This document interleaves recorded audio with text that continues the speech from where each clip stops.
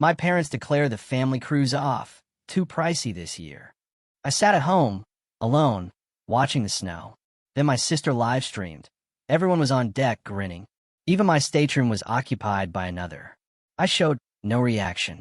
I simply recalled every sum I covered, from airfare to port charges. At 6:12 a.m., my sister messaged, "Why is the ship charging me $11,400? I was told the family cruise was canceled. Too expensive, they said.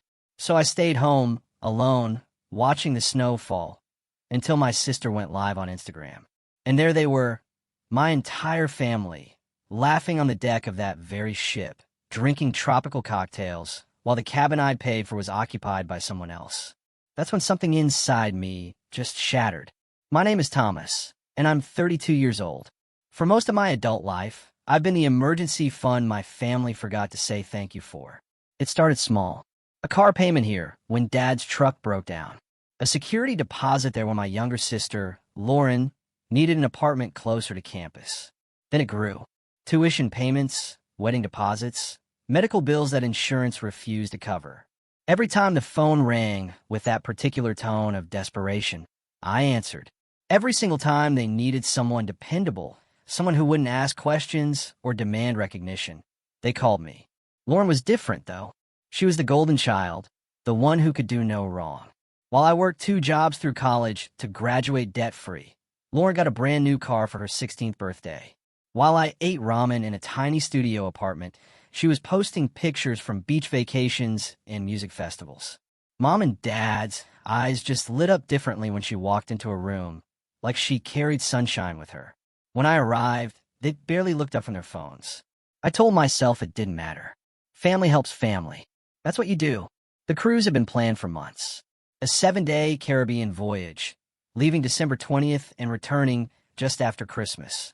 Mom brought it up over Sunday dinner back in July, her voice bright with excitement as she described the itinerary.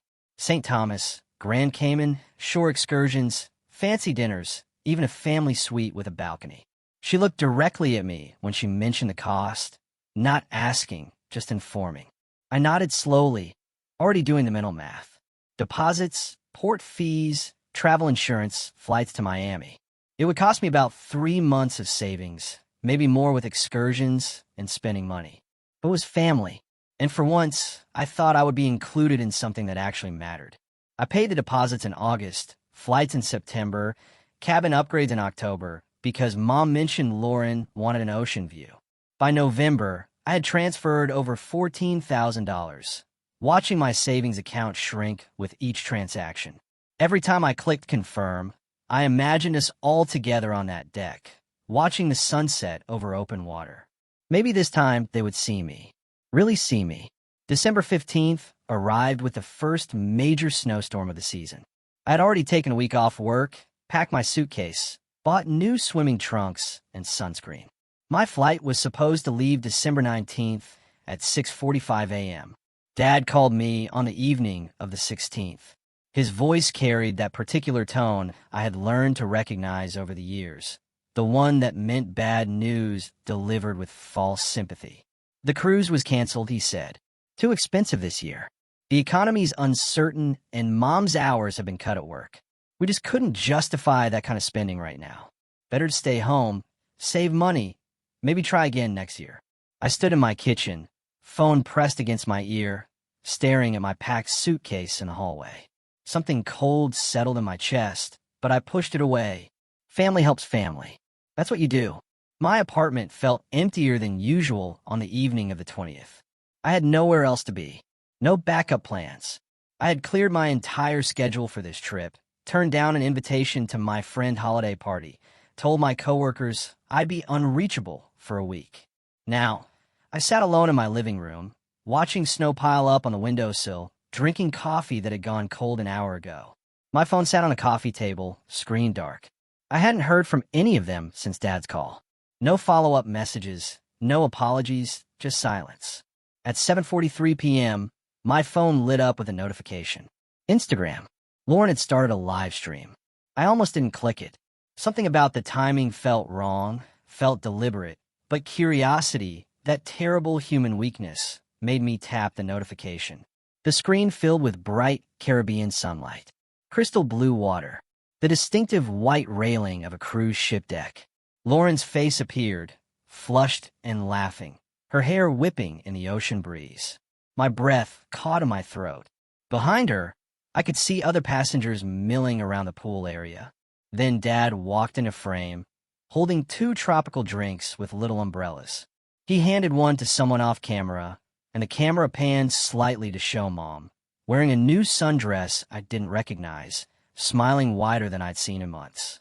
The comments section exploded with emojis and excited messages from Lauren's friends.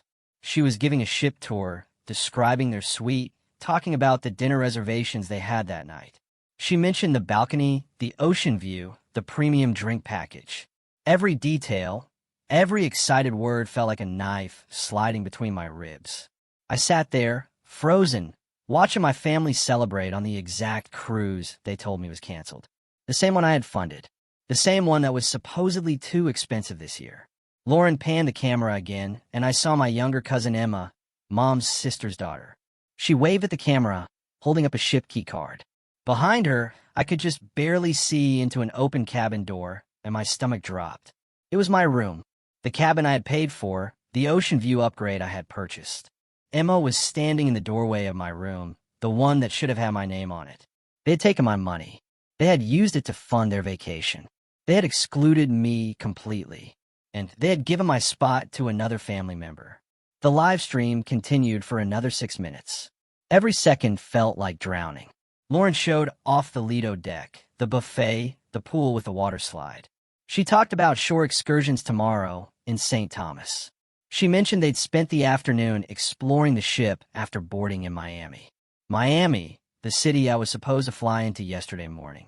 When the stream finally ended, I sat in the dark for a long, long time. Snow continued to fall outside. My apartment was silent except for the quiet hum of the refrigerator.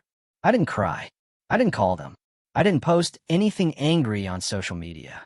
Instead, I opened my laptop and began pulling up account statements. The initial shock gave way to something colder, something calculating. I made a list. Every transaction, every payment, every single dollar I had transferred over the past 5 months for this cruise. Cruise deposit, $2,400. Cabin upgrade to Ocean View Suite, $890. Travel insurance, $340. 4 round-trip flights to Miami, $1,800. Port fees and taxes, $520. Shore excursion package, $1,200. Specialty dining reservations, $380. Drink packages, $640. Pre-cruise hotel in Miami, $320. Transfers and tips, $180. The total came to $8,500. But that wasn't everything. I scrolled back further through my banking app, looking at every transfer I'd made to my parents over the past year. Car insurance for Lauren when she wrecked her sedan in March, $680. Emergency dental work for Dad in May, $1,200. Mom's medical bills from her hospital stay in June, $950. 3 months of rent when Lauren lost her part-time job, $3,600. New laptop for Lauren's final semester, $1,000. The list went on and on. The numbers climbed higher with each entry I added to the spreadsheet. In the past 12 months alone, I had transferred over $23,000 to various family members for various emergencies, celebrations, and conveniences. Not once had anyone pay me back. Not once had anyone even mention repayment, because I was dependable. I was the bank account they didn't have to respect. I leaned back in my desk chair, staring at the screen until the numbers blurred together. Outside, the snow had finally stopped. The streets were silent and white. Tomorrow was December 21st. They would wake up on the ship, probably eat breakfast on their balcony, get ready for their first shore excursion. They would charge drinks to the room, buy souvenirs, take photos with purchased photo packages. All of it billed to the credit card on file. All of it expecting automatic payment. I clicked over to my cruise line account, the one I'd created when booking everything. My name was listed as the primary guest. My credit card was on file for all onboard expenses and final billing. Every cabin key card they were using was ultimately linked to my account. The ship wouldn't bill them directly. They would bill me. At the end of the cruise, every bar tab, every shore excursion, every specialty meal would hit my card in one massive final statement unless I removed my payment information. My cursor hovered over the account settings button. One click, that's all it would take. Remove the credit card, remove the payment method, let the charges fall back on whoever was actually using the services. But that felt too passive, too indirect. I needed them to understand what they had done. Not through explanation or confrontation, but through consequence. I opened a new tab and logged into my bank account. Then I began the process of disputing charges. Not all of them, just the crew-specific ones. Deposit, cabin upgrade, flights, port fees, travel insurance. Each dispute required documentation, proof of non-delivery of services, evidence that I had not received what I paid for. That part was easy. I had not boarded the ship. I had not flown to Miami. I had been explicitly told the cruise was canceled. Therefore, I had not received the services I purchased. The bank's fraud department would investigate. Credit card companies side with cardholders in these situations, especially when the claims are legitimate. The cruise line would receive notice that payments were being reversed. They would attempt to charge the card on file for the disputed amounts, but that card would no longer be valid. I would cancel it tomorrow and request a replacement with a new number, which meant the cruise line would have one option: charge the passengers directly for all outstanding balances. I submitted the first dispute at 2:17 a.m., then the second, then the third. Each one required careful documentation, screenshots of the cancellation call log with Dad, written statements explaining that I was told the trip was canceled and was not permitted to board. By 4:30 a.m., I had submitted disputes for every major cruise-related charge. Total value, $8,950. Then I moved to the smaller transactions, the ones they probably assumed I'd forgotten about. Lauren's car insurance payment? I contacted the insurance company and removed myself as a payer effective immediately. Mom's medical bills that I'd paid directly to the hospital? I requested billing statements be sent to her address, not mine. The laptop I purchased for Lauren? I filed a claim with the retailer for non-delivery, citing that it was shipped to the wrong address and I never received it. Each action was quiet, methodical, invisible from the outside. By the time dawn broke on December 21st, I had reversed or removed myself from 14 different financial obligations tied to my family. The bank disputes would take a few days to process. The cruise line would receive notification of the payment reversals within 48 hours.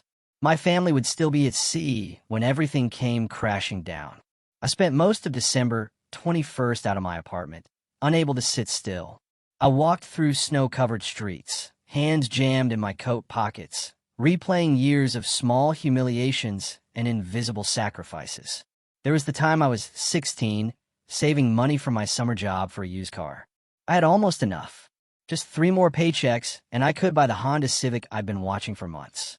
Then Lauren turned 14, and Dad sat me down at the kitchen table. She needed a car for when she got her license next year. He explained. Something reliable, safe. The Civic I'd been eyeing was perfect.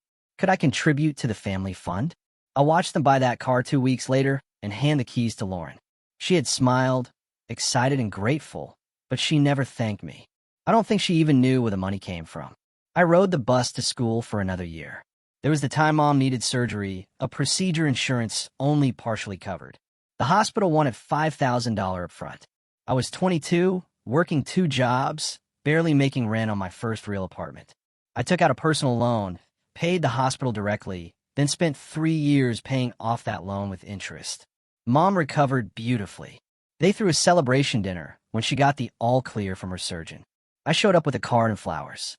Lauren had organized the party, and everyone praised her for being such a thoughtful daughter. No one mentioned the surgery bill. There was the time Lauren got engaged, and wedding planning became a second full-time job for everyone in the family except me.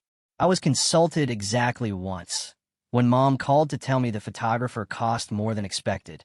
Could I chip in just this once? I sent the money. I attended the wedding. I was seated at a table in the back with distant relatives I barely knew. Lauren's maid of honor speech thanked our parents for their endless support and generosity. My name wasn't mentioned. Every memory felt sharper now, outlined in the cold clarity of betrayal. I had convinced myself for years that this was normal, that family meant sacrifice, that being dependable meant being invisible. But watching that live stream, seeing them laugh and celebrate on a trip I had paid for in a cabin I should have been sleeping in, I finally understood the truth. I wasn't family to them. I was a resource, something to be used when convenient and discarded when unnecessary. The coffee shop was warm, filled with holiday music and the smell of cinnamon. I sat by the window, watching people hurry past in winter coats, carrying shopping bags and wrapped gifts. Everyone seemed to be heading somewhere, towards someone, part of something larger than themselves. I felt completely alone. But beneath that loneliness, something else stirred, something cold and precise, a sense of control I had never allowed myself before. I checked my phone. No messages, no missed calls. They were still at sea, still celebrating, still completely unaware that every financial support structure I had built for them was being systematically dismantled. Tomorrow they would dock in St. Thomas. They would go ashore, shop for souvenirs, take photos at the beach. They would charge everything to the room, expecting it all to be magically handled when a cruise ended. But the magic was gone. I had pulled back the curtain. The first message arrived at 11:47 p.m. on December 22nd. I was making tea when my phone lit up on the counter, vibrating with an incoming text. Lauren's name appeared on the screen. I let it buzz twice more before picking it up. The message was brief. "Hey, did you mess with the cruise account?" My thumb hovered over the keyboard. Every instinct screamed at me to explain, to defend myself, to ask why they had lied to me. But I didn't. Instead, I typed, "What are you talking about?" 3 dots appeared immediately, bouncing as she typed. "The ship is saying there's a problem with payment. Dad had to go to guest services. Did you cancel your credit card or something?" I stared at those words, feeling something shift in my chest. They were starting to notice, starting to panic. I replied, "I was told the cruise was canceled. Remember?" The 3 dots appeared again, then disappeared, then appeared again. "Finally, that was a miscommunication. We figured it out. But we need you to fix whatever you did with the payment." A miscommunication. That's what she was calling it. Not a lie, not a deliberate exclusion, a miscommunication. I typed slowly, carefully. I disputed the charges because I didn't receive the services I paid for. "I'm not on the ship." Her response was instant. "Thomas, come on. Don't be petty. Just fix it." Petty? I read that word 3 times, each time feeling it land like a slap. I set the phone down without responding. The tea kettle began to whistle, shrill and insistent. I poured hot water over the tea bag, watching the liquid turn amber. My phone buzzed again, then again. Then the ringtone started. Lauren's contact photo lighting up the screen. I let it ring through to voicemail. She called twice more. Then Dad called, then Mom. I didn't answer any of them. Instead, I turned off my phone completely, dropped in a drawer, and sat in my living room drinking tea in the dark. Outside, someone was shoveling their driveway. The scrape of metal on pavement, rhythmic and distant. Christmas lights blinked on houses across the street, reds and greens reflecting off the snow. Inside, I felt calm. Strangely, perfectly calm. They wanted me to fix it, to make it easy for them again, to be dependable Thomas, the family ATM, always there to smooth over inconveniences. But I was done being convenient. I spent December 23rd building a comprehensive documentation file. Every transaction, every message, every voicemail. The printer ran for 40 minutes straight, churning out bank statements, credit card receipts, text message screenshots, call logs. I organized everything into categories: cruise payments, medical bills, vehicle expenses, education costs, emergency funds, miscellaneous support. Each category had its own folder. Each folder had highlighted totals at the bottom. I wasn't angry anymore. Anger required heat, required passion. What I felt was colder, more focused. This was about establishing a permanent boundary, about making sure that when this was over, there would be no confusion about who owed whom. My phone, which I turned back on that morning, exploded with messages throughout the day. Lauren sent 14 texts, ranging from demanding to pleading. Dad called 6 times, leaving voicemails that shifted in tone from irritated to concerned. Mom sent a long message about family loyalty and how disappointed she was in my behavior. Not one of them apologized. Not one acknowledged the lie. Not one admitted they had deliberately excluded me from a trip I had paid for. I opened my laptop and composed an email. Not to them, to myself. A formal record of everything that had happened, time-stamped and detailed. I attached the documentation folders, saved it to cloud storage, and scheduled it to send to my personal email in 30 days. Insurance, in case they tried to rewrite history later. My phone rang again. This time it was an unknown number. I answer out of curiosity. A woman's voice, professional and polite. "This is Angela from Royal Caribbean's Guest Services Department. I'm calling regarding account number." She rattled off my booking reference. "There seems to be a substantial balance that requires immediate attention. The credit card on file has been declined, and we need to arrange alternative payment before your party disembarks tomorrow." I let her finish, then said quietly, "I'm not on that cruise. I paid for services I didn't receive, and I've disputed those charges with my bank. You'll need to contact the passengers directly for payment." There was a pause. "Sir, the reservation is under your name. You're listed as the primary guest and financially responsible party." "I never boarded," I replied. "I was told the cruise was canceled. The people currently in that cabin are not authorized to use my credit card. I suggest you speak with them about settling the outstanding balance." Another pause. Longer this time. "I see. Can you confirm the names of the passengers currently occupying the cabin?"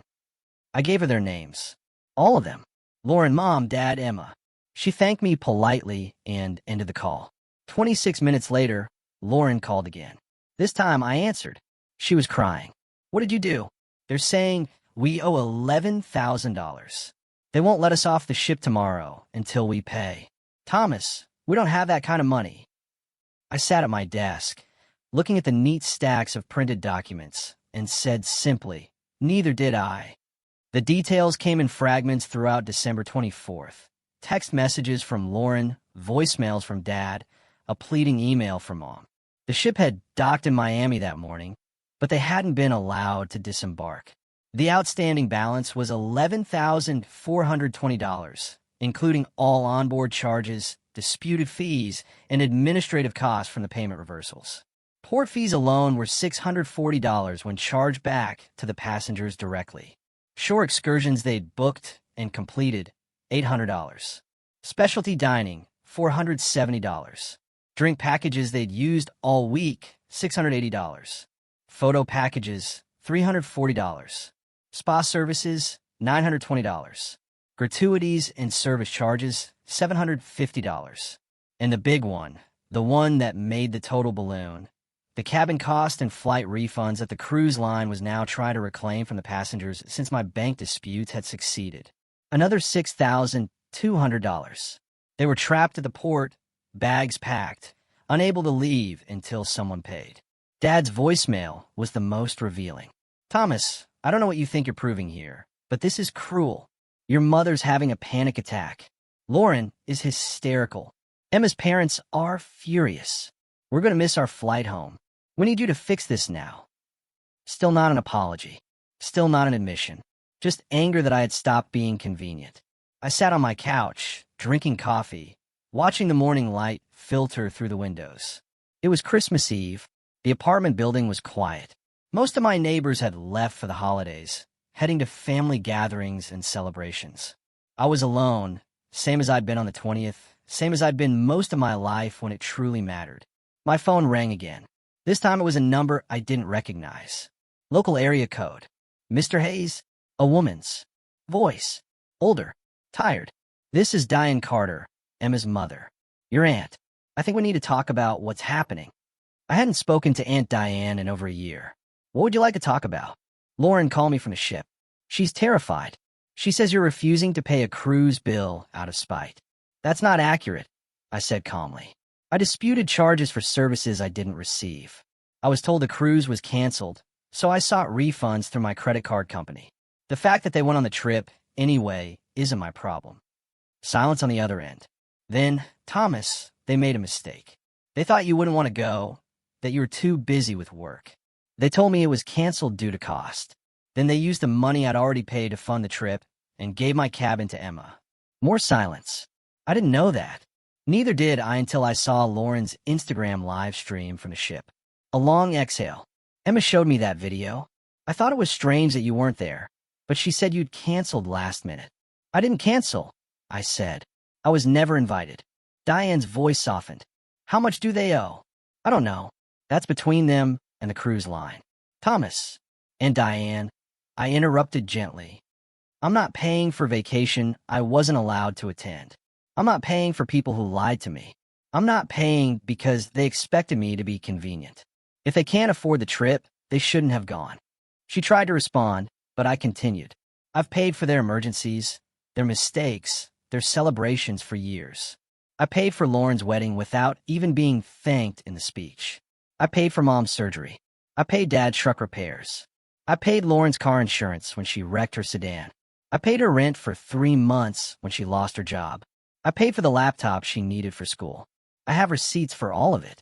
Would you like to see them? Silence. Because none of them have receipts for me, I finished.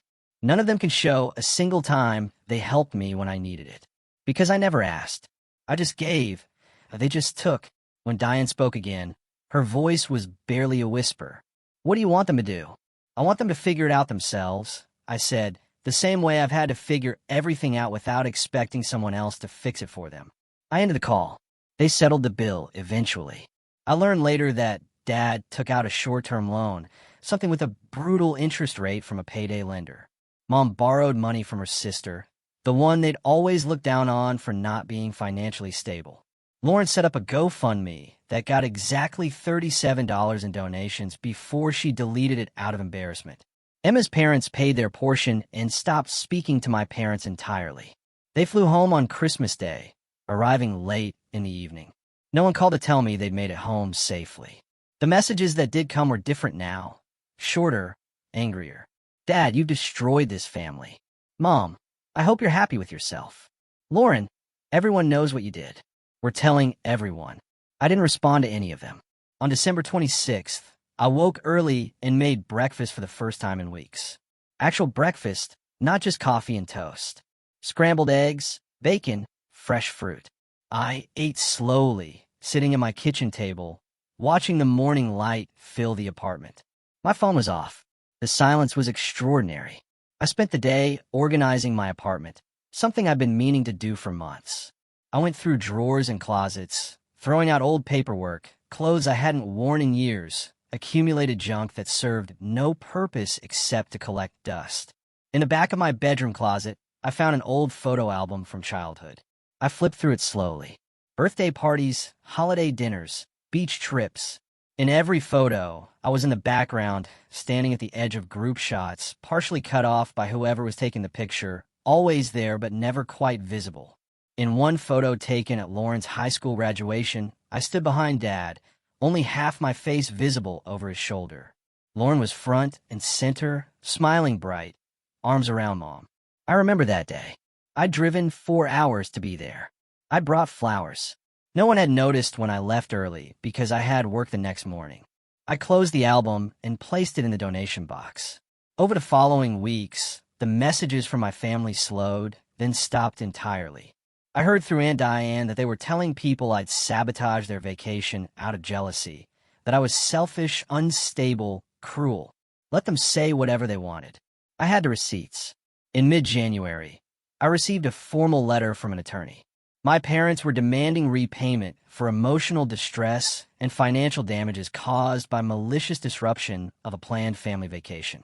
The letter claimed I had acted in bad faith and cited potential legal action if I didn't settle within 30 days. I forwarded it to my own attorney, a friend from college who specialized in family law. She read through my documentation, reviewed the timeline, and laughed. They don't have a case, she said over coffee. You paid for services you didn't receive. You were told the cruise was canceled. They proceeded without you using your money. You're entitled to those refunds. If anything, you could sue them for fraud. I didn't sue. I just sent her response letter to their attorney, outlining exactly why their claim had no legal merit. I never heard from them again. It's April now. 5 months since that December night when I watched Lauren's live stream and felt my entire understanding of family shatter and reform into something colder, clearer. I moved in February. New apartment, different part of the city, a place none of them knew how to find even if they wanted to. It has a balcony, small, but enough for a chair and a plant. I sit out here sometimes in the evenings, watching the city lights blink on as the sun sets. I paid off the last of my personal loans this month, the ones I'd taken out for their emergencies over the years. Without sending money to them every month, my savings account has grown more in 4 months than it did in the previous 4 years. I signed up for a photography class, started going to gym, joined a book club that meets every other Wednesday. Small things, personal things, things I never had time or energy for when I was too busy being dependable. Last week, I got a text from a number I didn't recognize. When I opened it, I found a message from Emma. I know I'm probably the last person you want to hear from. My parents told me what really happened. I'm sorry I was part of it. I didn't know they lied to you. I didn't know you paid for everything. If I'd known, I wouldn't have gone. I just wanted you to know that you deserve better. I read it 3 times before responding. Thank you for saying that. I appreciate it. We've messaged a few times since then, carefully. She's not asking for anything. Not trying to mediate or fix things, just acknowledging what happened. It's more than anyone else has done. I don't know if I'll ever speak to my parents or Lauren again. Part of me wonders if they even think about me anymore, or if I just faded back into the role I always played. Invisible until needed. But I think about them sometimes. Not with anger anymore, not with hurt, just with a strange kind of clarity, like looking at a photograph of people I used to know. They taught me something valuable, even if they didn't mean to. They taught me that being dependable doesn't mean being disposable. That family should be built on respect, not convenience. That sometimes the most important person to be loyal to is yourself. The cruise ship is still sailing, I imagine. Still carrying families and couples and friends to warm destinations and sunny shores. Still charging drinks to rooms and taking photos by the pool. Somewhere on those ships, maybe someone else is quietly paying for everything, hoping that if they just give enough, they'll finally be seen. I hope they learn the same lesson I did. I just hope it cost them less than $11,000.